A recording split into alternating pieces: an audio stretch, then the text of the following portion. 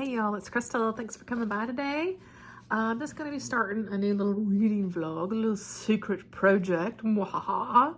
So my good pal Kelly over from Kelly Hooked on Books asked if we, want to do like a little book recommendation exchange, essentially. So I recommended her some books, she recommended me some books. We're going to read them, make little videos. You know the deal. You know the deal. So I'm starting this little vlog today and a little reading experiment to see what books that she recommended me and how I feel about them at the end. So she will be making, I think, a little vloggy style video or a little video about it too. So I will, of course, link Kelly's channel below. All right, so let's go through really quickly the 4 books that she recommended me. I'm going to try to get to at least 3 of them. That's my goal. So the first up is Eyes of Sleeping Children by D.A. Butcher. And she wrote a little, couple things about why she chose this one. She chose this to support an indie author. We do like reading indie horror here. And she says, I don't hear anyone talking about this one. She read it a few years ago, and remember it being really well written and atmospheric. I love good atmosphere. It's set in the 1930s during the Depression, which adds another element to the horror written. So that actually sounds really great. I do like when horror has this sort of historical, an historical kind of timeline as well. And around this Depression era, actually, my interest is very piqued for this. This is on Kindle Unlimited, so I can get it there pretty easily.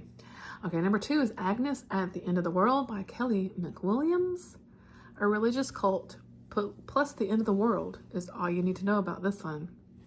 Okay, religious cult definitely gets me in. End of the world, yeah. Maybe like apocalyptic kind of, or whatever, yeah, that sounds great. All right, number 3, Lady of the House by Grace R. Reynolds. This is a collection of poems written from the POV of a 1940s housewife who is slowly getting tired of her role. She says, I tore through that. It's very well written, and you can feel the emotions growing stronger with each piece. So because this is poems, maybe I can read all 4 of these. We'll see. Okay, yeah, great. Number 4, Undead Girl Gang by Lily Anderson. I definitely have had this one on my radar. So this sounds like a really lot of fun. I know although it's YA, it's a lot of fun. The main character accidentally brings back her friends from the dead and then has to try to figure out how they really died. It was a very easy read and would be great to read after a heavy book. So yeah, I definitely remember kind of seeing this one floating around, and it looked like a fun one. And I do like a good YA story from time to time. So, and spoiler, I have started one of these books. I did start Agnes at the End of the World by Kelly McWilliams today. I pulled up the audiobook for it. Now, if you do Spotify, what's it called, premium or platinum, whatever it's called, the pay service for Spotify, you get 15 hours of audiobook listening a month, just kind of included with your thing, you know what I mean? That's basically like an audiobook a month, which is pretty cool, I think. 15 hours is a good, good size for, it's a good enough hours for a decent sized book, I think. And so this one was on there. I was like, heck yeah, because I couldn't find it anywhere else. Audio, and I was like, what in the world? I can't, other than Audible, and I didn't really want to pay for it. Anyway, so I started the audiobook. I got maybe not quite halfway listening to it at work today. I'm really liking this a whole heck of a lot. So, and what Kelly said was, for this one, was a religious cult plus the end of the world. All you need to know about this one. And yeah, very true. So we've got this religious cult that is located in Arizona. And this feels like a more definitely kind of present time period. And this religious cult is, it's one of those wacky, crazy ones. It's like sister wives, and they keep themselves isolated from everywhere, all kinds of fun stuff. Yeah. And so our main character, Agnes, is the oldest daughter of, this family that we're following. That's part of this situation, And we also do get a point of view from her younger sister, though, Beth, which I've enjoyed.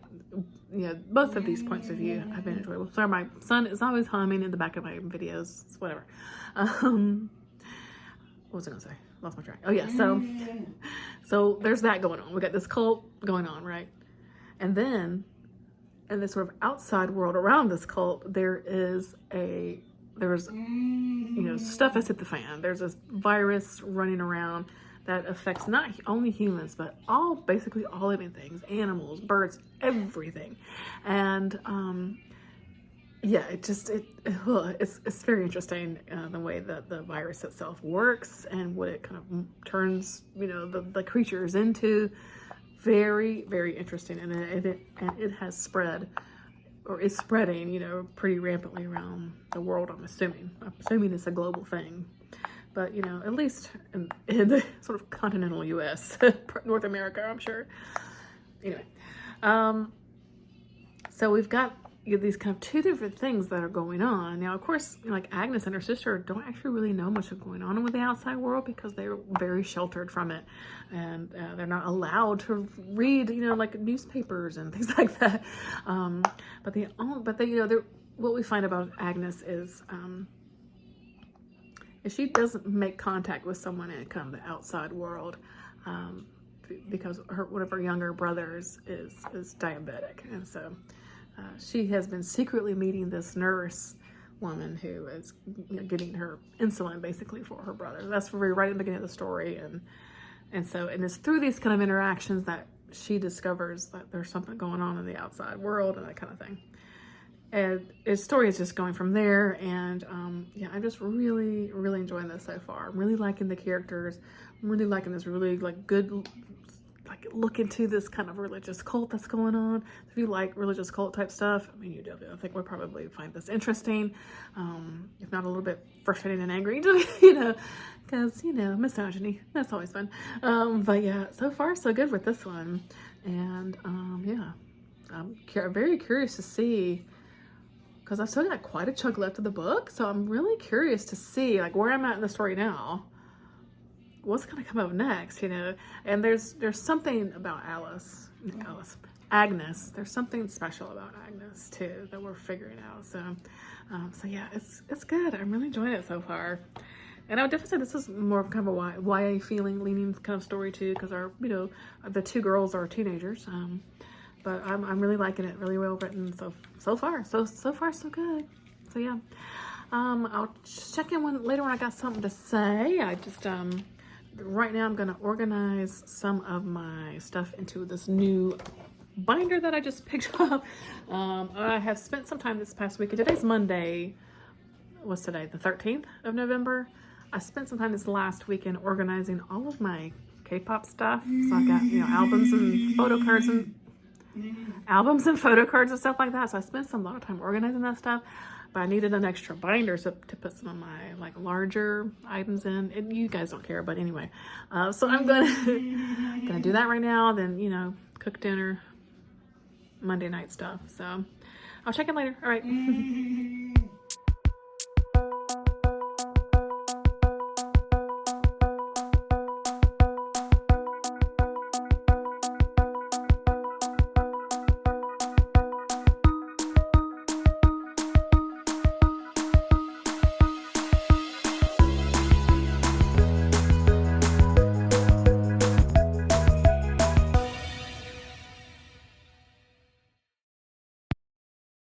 Are you in rebellion?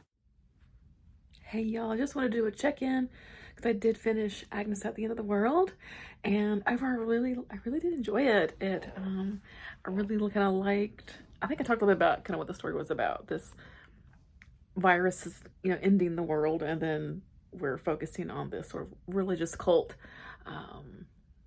in Arizona that where Agnes is our main character is a part of, right? I think I said all that before, but anyway.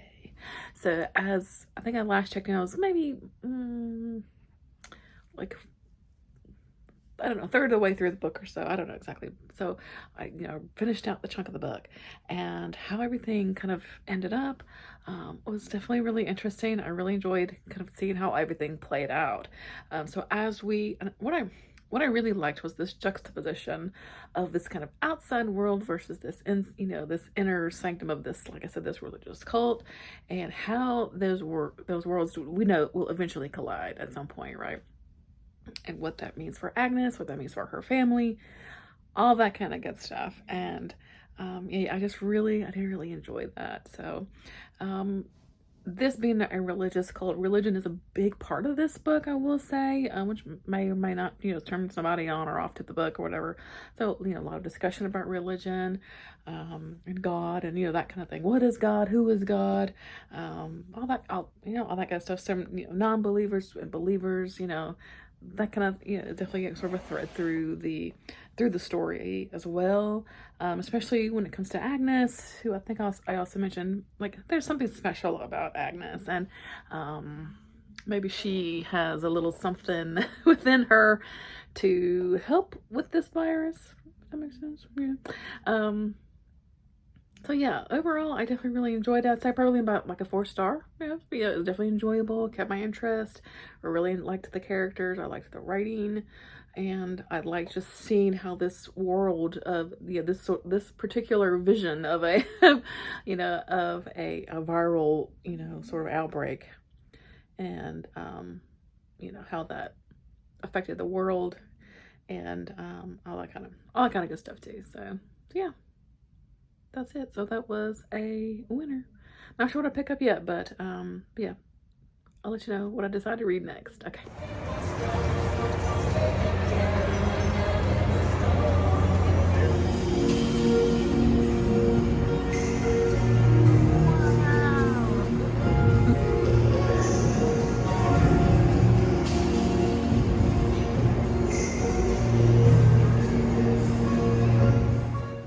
So a quick little check-in.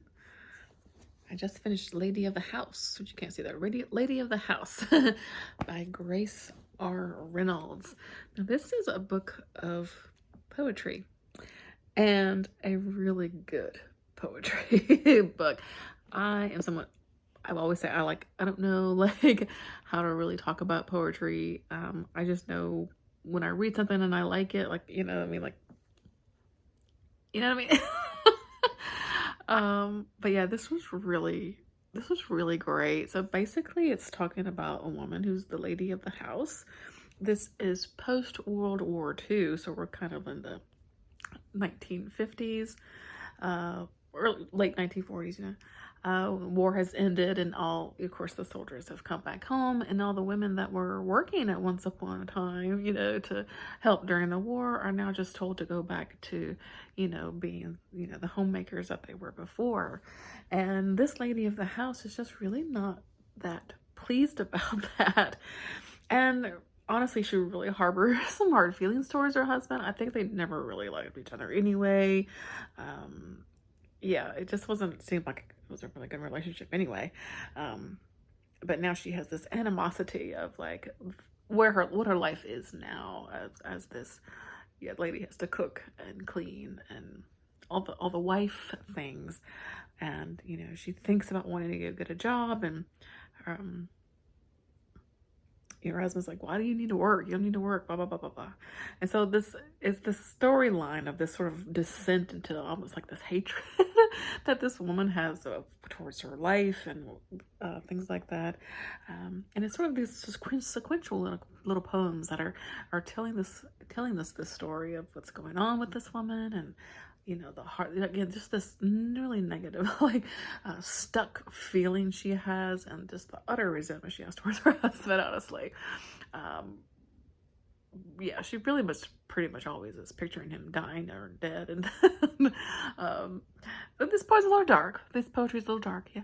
But I don't know, I really liked it. I liked how that, like I said, this sort of sequence of poems, you could see the lady of the house as these feelings just sort of escalate, right?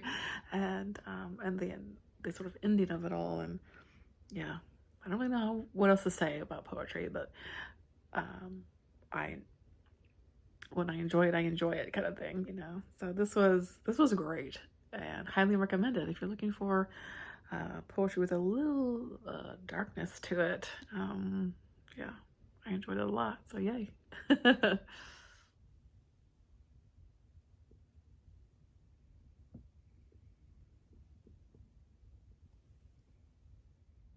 another weekend, another K-pop concert movie. For me, this is my life now, I reckon. So, yeah, I'm here to see the 17 concert. I'm so excited. Yeah, I mean, 17 is one of my ultimate faves.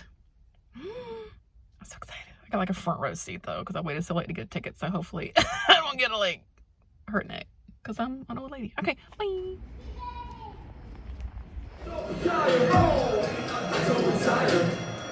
I got the fire.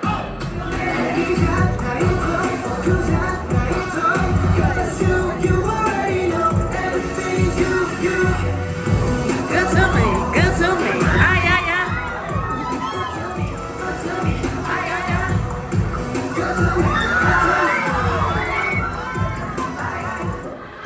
근데 지금 전화 할 말 있어요.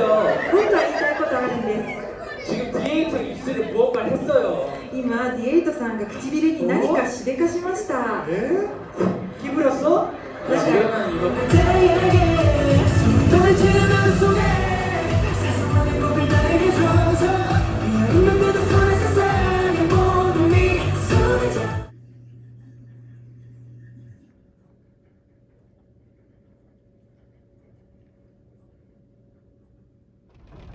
It's raining, but that doesn't stop me.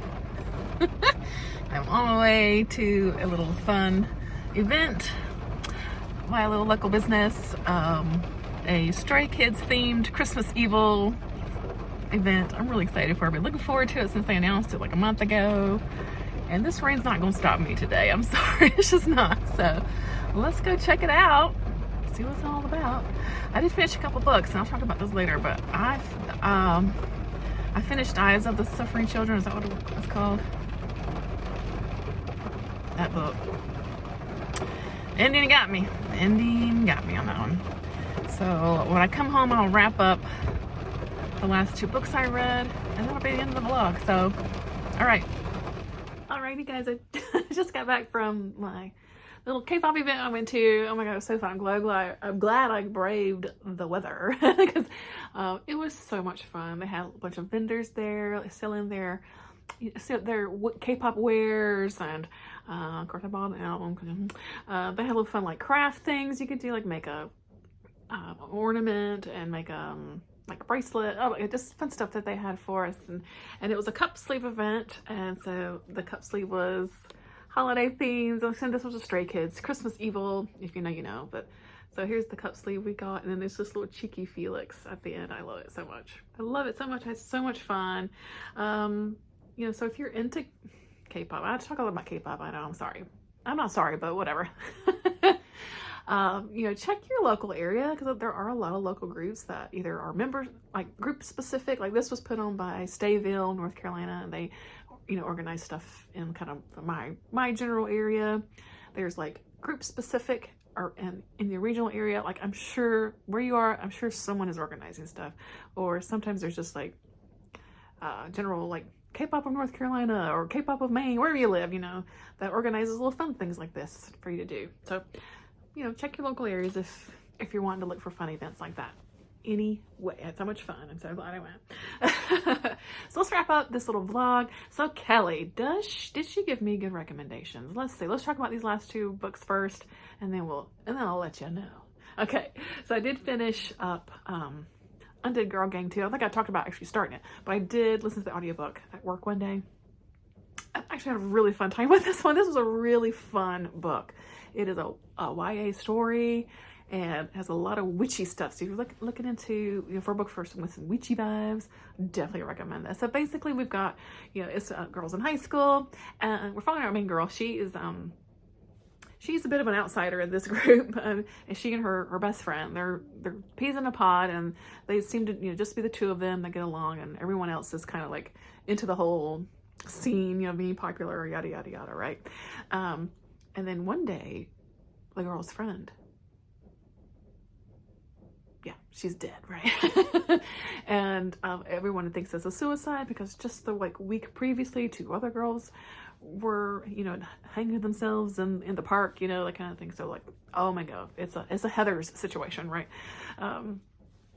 And really she's the only one who's thinking that no, something else is going on here.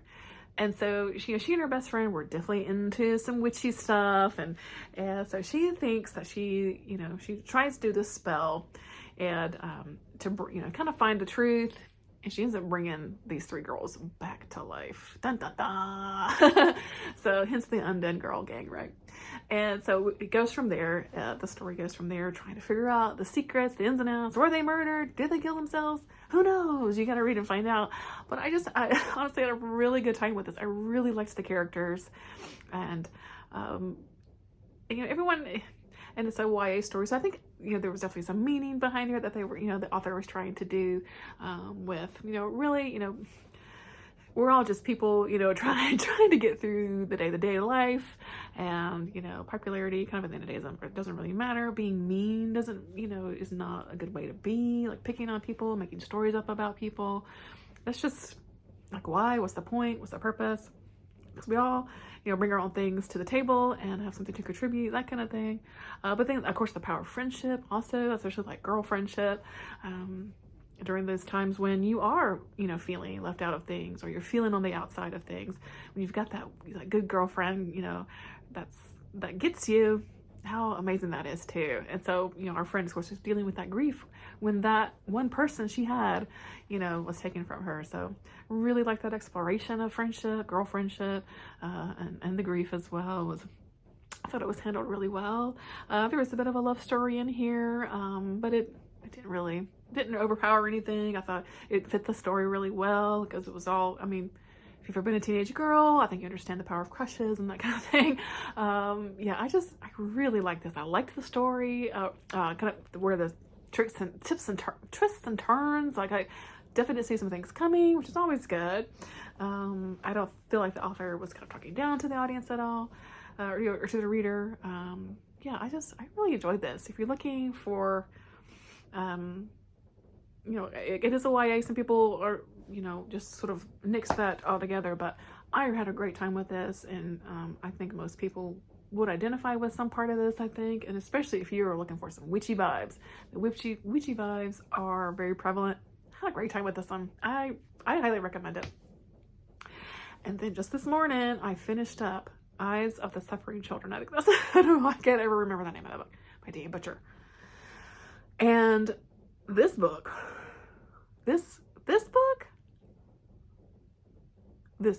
okay. How do I talk about this book? The gist of it, okay, this takes place in a historical setting. You think of like Depression area, Dust Bowl area in Kansas. There's just nothing everywhere. Crops have failed. They're in this horrific drought. And this families, in this little town are just suffering, trying to make it through. They're struggling, right? And so we have our main family that we're focusing on. It's a man and his wife and his 2 kids. And, like I said, just things have happened. We learned a bit of history about the husband, who definitely has like a tricky past. And he has like a brother that's there are things, there are secrets and things like that, which come to light, which is interesting. And his wife, Bonnie, she has definitely some issues, because she's got some things that when it happened, in her childhood. They're just things, and they have the young son, Jesse, who, right towards the beginning of the book, he's gone missing. And so a lot of the story is them looking for Jesse. Like, what has happened to this young boy? They can't find him anywhere. Did he just up and disappear? And so his mother sort of constantly is talking about the Sandman. And she starts to believe that the Sandman has taken the child. And so we are exploring this, this lore of the Sandman. Is he real? Is he not real? What's happened to what happened to Jesse? What's going on here? Wrapped up, of course, with this whole things that's going on in the outside world, as far as like, people are just poor. They don't have a lot of food. They're struggling. They're like, should we leave? Should we stay? All that's going on too. And then just everyone just dealing with life, right? The harshness of this time period and all of that too. So we've got all of that going on as well. And I'm going to be honest, I struggled with about 75% of this book. I think it was definitely for me a really slow moving story. And I'm usually very much down for slows. Like, I usually don't maybe don't bother me. Like, you know, give me all the details. For some reason, I found myself kind of like, what is the point of this? Or like, why is this guy going into this part of the story? I'm not sure. Why are we going down this road? I don't know. And so I was like, ooh, I don't know. Okay, I hit the like 75% mark and everything changed. And the ending, by the time, you know, you get to the finale of it all, I was like, okay, author, okay, this is what you're gonna do? Fine. And I was like, the ending got me for sure. The ending was great. Was definitely unexpected. And I don't know. I'm just gonna leave it at that. But you know, overall, I think I struggle with a lot of the book. So does the ending make up for how much I struggle with it? I don't know. For me, this might be maybe the least enjoyable of the stories that I read, but by that ending, definitely it was like, definitely got me too. I don't know. So Kelly, let's see. Did she recommend me some good books? Yeah, overall, yeah, I really had a great time with all these books in some way or another, and I had a great time. So Agnes at the End of the World started us off another kind of, I would call it a YA story, also post-apocalyptic kind of story, really interesting characters, themed around a religious cult. That pulled me in right away. I think, you know, you want to recommend me any kind of that kind of story, I'm just going to give it a good go, and I'm probably going to enjoy it. So Kelly definitely did good by that one. And then that book of poems, Lady of the House, I think that was what it was called. Well, that was excellent. Feminist, you know, undertones about, you know, a woman who's just struggling with her sort of place, her role in the sort of, you know, post World War II era, and yeah, the poem just got more brutal and brutal and brutal as the time went on. Loved that very much. Excellent recommendation. And then here, of course, as I just read up Undead Girl Gang, really enjoyed it. I just had a great time with that story. Really liked the writing. Yep, great recommendation from Kelly as well. And then this last one, I wouldn't say it's a bad recommendation. I think this is definitely something that I would have picked up, you know, based on the blurb. I mean, you know, this possible sort of supernatural element, like, is with this Sandman and disappearing, you know, a disappearing child, and even with the historical setting, I'm usually really all about a historical setting. So I mean, it's a great recommendation. It just didn't quite hit, I think, as much as I wanted it to, but I didn't like hate it or anything like that. So I mean, again, overall, I had a great time with all of these stories. So Kelly, thanks so much for the awesome recommendations for all of these, really. Undead Girl Game had definitely been on my radar. The other was really not so much. So I got to some things that you know, just, you know, weren't really on my radar. So yeah, so be sure to check out Kelly's video if she's reading books that I recommended to her. I don't know. We'll see how I did with her with her recommendations. I'm nervous, but yeah. So I'll link Kelly's channel below, of course. And yes, that's gonna do it for me. I hope that you're doing well and staying cool because it's wintertime, or staying warm rather because it's wintertime. And yeah, that's gonna do it for me. So I will see you guys in the next one. All right, bye.